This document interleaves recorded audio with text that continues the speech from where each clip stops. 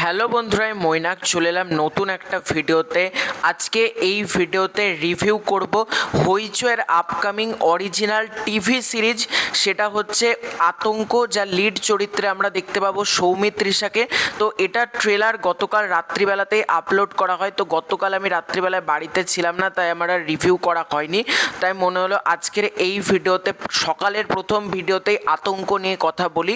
আতঙ্ক ট্রেলারটার ডিউরেশন হচ্ছে 2 minute 17 second.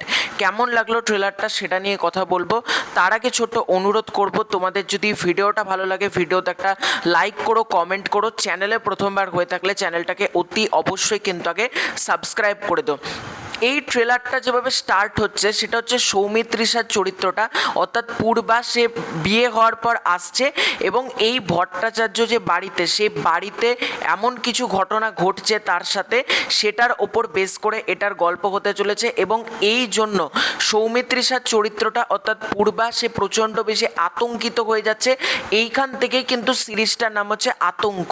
এবং ট্রেলারে দেখে আমরা গল্প সম্পর্কে যেটুকু বুঝতে পারছি সেটা হচ্ছে পূর্বার চরিত্রটার সাথে এই যে সুব্রত দত্ত, অর্থাৎ অভিষেকের যিনি জেঠুর চরিত্র প্লে করছেন, সুব্রত দত্ত অসম্ভব ভালো একজন অভিনেতা। সুব্রত দত্তর ক্যারেক্টারটা, সে অভিষেকের বাবা নেই, তাকে আগলে বড় করেছে। এই জন্য অভিষেকের চরিত্রটা একে প্রচণ্ড ভালোবাসে, সুব্রত দত্তর ক্যারেক্টারটাকে।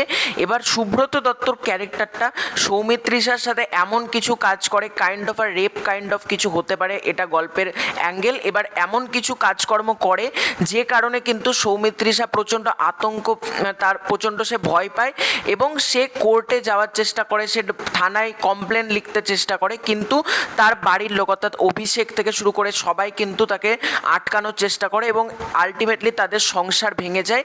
এবং পূর্বার জীবন কোথায় গিয়ে দাঁড়ায়, এই নিয়ে গল্পটা হতে চলেছে।